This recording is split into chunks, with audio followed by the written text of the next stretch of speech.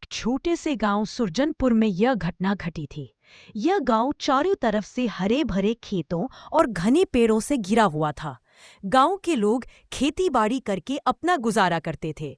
वहां के लोगों का जीवन सादा लेकिन ईमानदारी से भरा हुआ था। लेकिन इस गांव के बीचों बीच एक रहस्यमयी जगह थी। कहते हैं वहां एक जादुई केले का पेड़ खड़ा था। लोग डरते थे क्योंकि अफवाह थी कि यह पेड़ किसी योग्य और नेक दिल इंसान को ही अपना फल देता है, और यदि कोई लालच में या गलत नीयत से उस पेड़ के पास जाता है तो उसे भारी सजा मिलती है। गांव में एक गरीब किसान रामलाल रहता था। वो मेहनती था लेकिन किस्मत उसका साथ नहीं देती थी। खेत छोटा था, बैल बूढ़े हो गए थे और बरसात भी कई सालों से कम हो रही थी। उसकी पत्नी सीता और दो छोटे बच्चे गुड़िया और मोहन अक्सर भूखे सो जाते। फिर भी रामलाल कभी हार नहीं मानता। वह बच्चों को हमेशा यही कहता, बच्चों, मेहनत करने वाले की हार नहीं होती। भगवान कभी न कभी हमारी मदद जरूर करेगा। एक दिन गांव के चौपाल पर कुछ बुजुर्ग लोग बैठे थे। वे उस जादुई केले के पेड़ की चर्चा कर रहे थे। एक बुजुर्ग बोला, कहते हैं, जो भी सच्चे दिल से उस पेड़ के पास जाता है और ईमानदारी की कसौटी पर खरा उतरता है, उसे पेड़ सोने के केले देता है।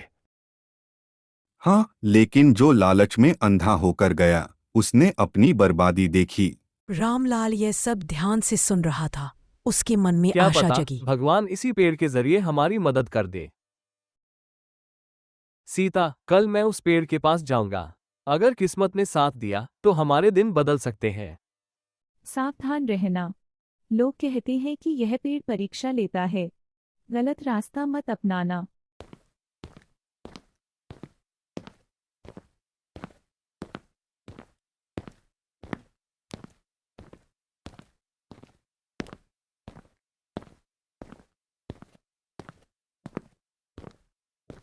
अगले दिन सुबह सुबह रामलाल उस जगह पहुंचा। पेड़ सचमुच अद्भुत था। उसके पत्ते चमक रहे थे और तना सुनहरे रंग का दिखाई देता था। रामलाल ने हाथ जोड़कर कहा, हे जादुई पेड़, मैं गरीब हूँ। मेरे बच्चों को 2 वक्त की रोटी भी नसीब नहीं होती। अगर आप चाहें तो मेरी मदद करें। रामलाल, मैं तुम्हारी नीयत देख रहा हूं। अगर तुम सच्चे और ईमानदार हो तो तुम्हें मदद मिलेगी। लेकिन याद रखना, हर फल एक परीक्षा होगी। रामलाल चौंक गया। पेड़ से पहली बार एक सुनहरा केला नीचे गिरा।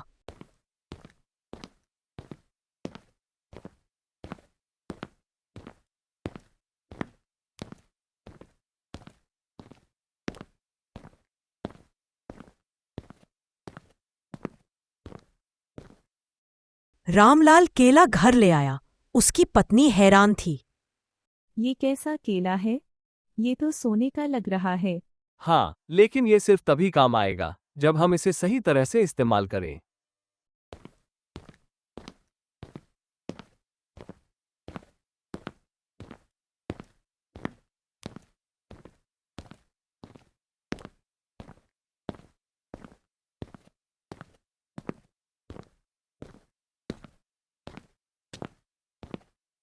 वह केला लेकर गांव के साहूकार रघुनाथ के पास पहुंचा। रघुनाथ लालची था।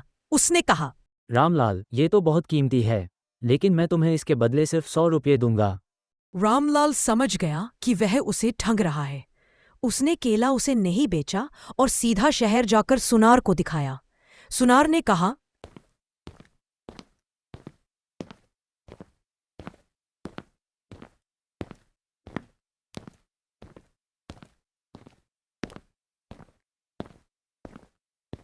ये तो खालिस सोना है, मैं तुम्हें इसके अच्छे पैसे दूंगा। रामलाल ईमानदारी से रुपए लेकर घर लौटा और सबसे पहले गांव के बच्चों को खाना खिलाया।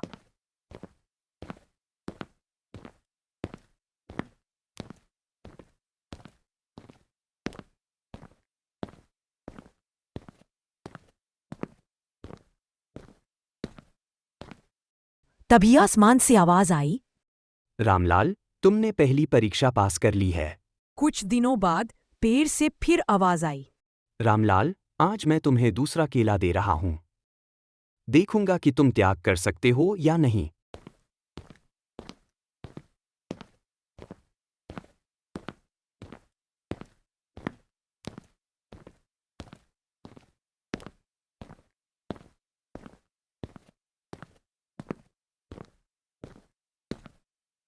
इस बार केला और भी चमकदार था। घर में बहुत जरूरत थी। बच्चे नए कपड़े मांग रहे थे, सीता ने नया चूल्हा मांगा। लेकिन उसी दिन गांव में सूखा पड़ा और कई किसान भूख से तड़प रहे थे।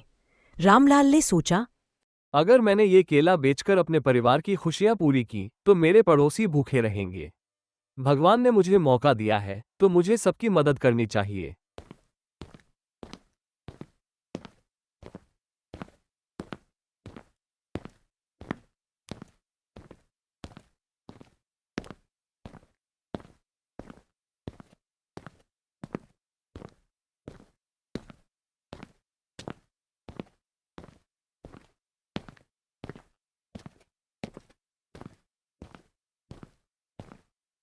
उसने सोने का केला बेचकर पूरा अनाज खरीदा और गांव में बांट दिया।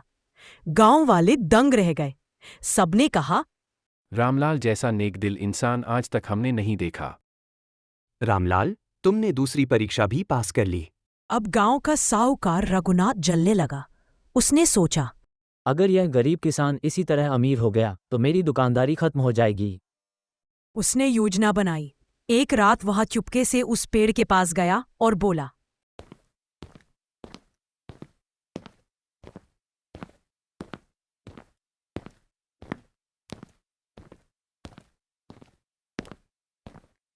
ओ पेड़, मुझे भी सोने के केले दे।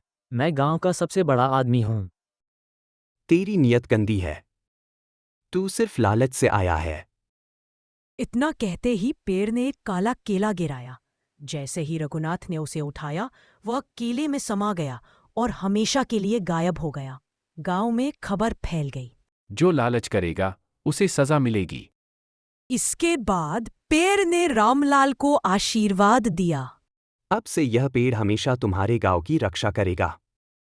जब तक गांव के लोग ईमानदारी, त्याग और साहस का पालन करेंगे, तब तक यह पेड़ सोने के केले देता रहेगा। गांव में समृद्धि आ गई।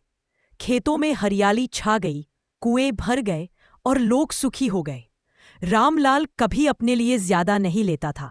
वह हमेशा कहता, इस पेड़ का असली फल सोना नहीं है बल्कि ईमानदारी और नेकदिली है। रामलाल अपने बच्चों को रोज ये कहानी सुनाता। बेटा, असली जादू मेहनत, सच्चाई और त्याग में है। अगर इंसान सही रास्ते पर चले तो भगवान खुद उसकी मदद करता है। बच्चे भी बड़े होकर अपने पिता के जैसे नेक दिल और ईमानदार बने।